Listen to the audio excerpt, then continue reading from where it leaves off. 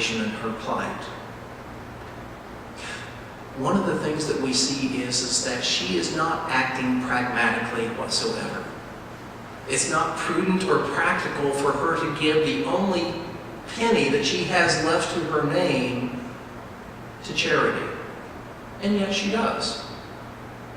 Now, at that point where even that penny isn't going to be able to sustain her and keep her living, we might imagine that, well, she may have just given it away anyway just because, she knew that she wasn't going to be able to be taken care of.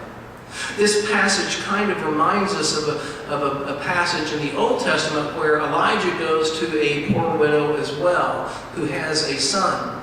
And Elijah asks for the last bit of meal and milk that she has. She ends up giving it to him. And for that, she is rewarded that the meal and the milk and such are able to be abundant in her household throughout a famine situation. In this story, however, Jesus makes no mention that this woman is going to be compensated for her charity and her generosity. She is simply given the last bit that she has. Now, thinking like the poor, again, is not thinking in pragmatic terms, but it is thinking in spiritual terms. I have heard sometimes that pastors, as well as reading some of the commentaries, that there are a number of people who are Christian people, who are religious people, who are a little critical of this story and wonder why Jesus even created this situation of using this example of this poor woman to teach his disciples. Some have mentioned, and I've at least in past years agreed with some of them, that maybe Jesus should have simply gone to the woman and said, you don't need to give this. You need it more than anybody else. My guess is that Jesus' point, though, was not that this woman needed it more, which was obvious, but rather that she still had a spirit of generosity and giving, even in her impoverishment. It's what Jesus has been trying to distinguish between the perceptions that we have, the values by which we make our judgments throughout our daily lives. Are they going to be pragmatic, or are they going to be spiritual? Which? And it really is the ways of the world, the pragmatism, versus the ways of God, which is more spiritual. Now, if I was speaking in purely pragmatic terms, I would tell you all right now, if you don't have enough to live on, do not give. Don't give to the church, don't give it to charity, you need it more. But speaking from a spiritual perspective, I have to say, there is a need for all of us, no matter who we are, to feel that we have something to give. And it's something deep within us. There's a story of a man by the name of Peter Gomes, who was the chaplain at Harvard Divinity School for a number of years. And he talks about the situation of his first parish that he served. It happened to be in a poor rural area. And he went to this church on the first Sunday. These poor people decided that they were going to give, in addition to his regular salary that he would receive, a love gift, a love offering to just help him settle in. Well, Peter decided that I can't really accept this gift because you need it more than I do. And so he refused the gift. The next Sunday, the deacon came to him just before the worship service started and said, the people were very upset that you refused their generosity. He went on to explain why, and that the people felt a need to give, even though they were poor. And from that point on, Peter said that he never rejected anybody's generosity because of the need that we all had to give, no matter what our circumstances may be. Those who see this story in a way in which we think about the pragmatic aspects of life, miss Jesus' point. It's not how we're supposed to think like the rich, but that we are to think like the poor. A few Sundays ago, we talked about that passage of the rich man, and he sent him away. And Jesus, in that passage, said that it's so hard for people who are rich to enter into the community of heaven.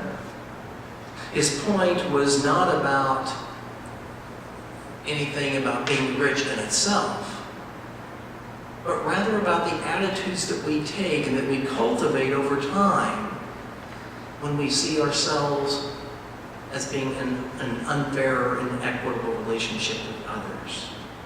Jesus continues this rich versus poor theme in this passage that we have today. He talks about the ill-gotten gains of those who profit at the expense of the poor and the weak.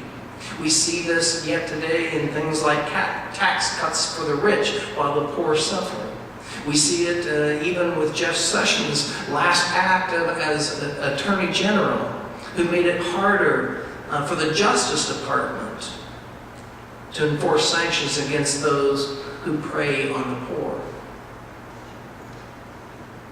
Oftentimes we don't hear about these systemic injustices.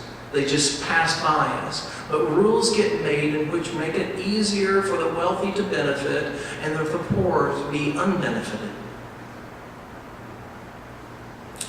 Creation of laws to benefit those who are already wealthy and to keep the poor poor is exactly what Jesus is talking about in this passage today.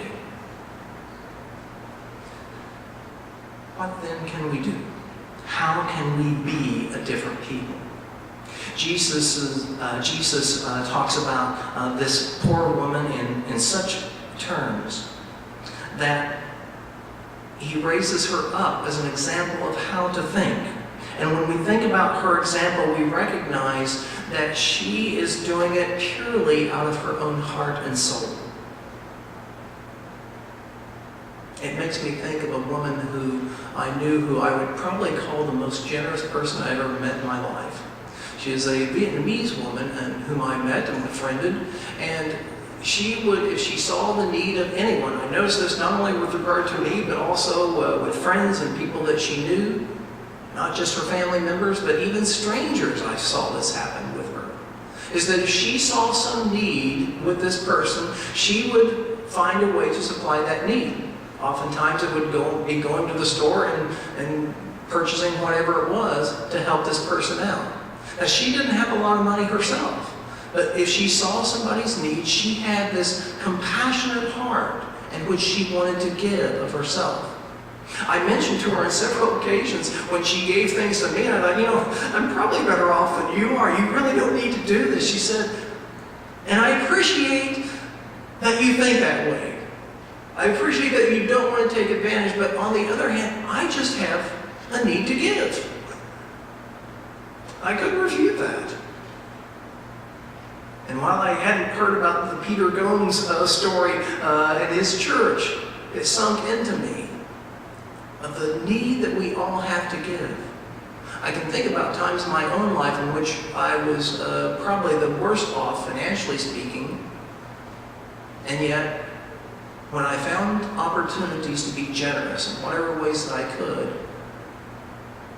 it made me feel pretty good. It made my heart be lifted, even though I had anxiety and concerns about other things. The poor don't give out of guilt as much as a sense of wanting to help others in their need. And this comes from an empathy for knowing how others have helped them. There is a story in which I heard about a Hindu kind of guru or sage, and he was getting ready for bed under a tree one night, and a villager came from the town running up to him, said, I had a dream, and Vishnu told me that I would receive, if I asked from you, a very precious and valuable stone. He said, well, what stone might that be? He said, I don't know. He just said that I would. Well, the guru looked at him, and he remembered that earlier in the day when he was walking in the forest, he found this incredibly large, about the size of your fist, diamond. And he picked it up and he had put it in his bag. So he looked in his bag and he said, "Might this be the stone that you're thinking of?" Man, seeing that this was a huge diamond and how much money this is worth, he says, "Yes, that is it." And he took it home, and all of a sudden, when he got home, he started thinking about it. He couldn't go to sleep that night. And the next morning he got up and he returned the diamond to the guru. And the guru said, "Why are you returning this to me? I just gave it to you yesterday." The man said, "Because I recognized that what I really wanted was not this stone, but a heart of generosity that allowed you to give it to me so easily." And folks, that really describes what Jesus is talking about in this passage with the woman, who has her mind not on her own need, but rather on how she might be able to give of herself and do so freely. I pray that as you think about Thanksgiving this week, and about generosity, and about giving to the church, and about just giving in general, that you won't think about reasons for why you should do this in order to avoid guilt, but rather why you should do it in order to be human and humane. God bless us in our generosity, especially as we think about it spiritually. In Christ's name.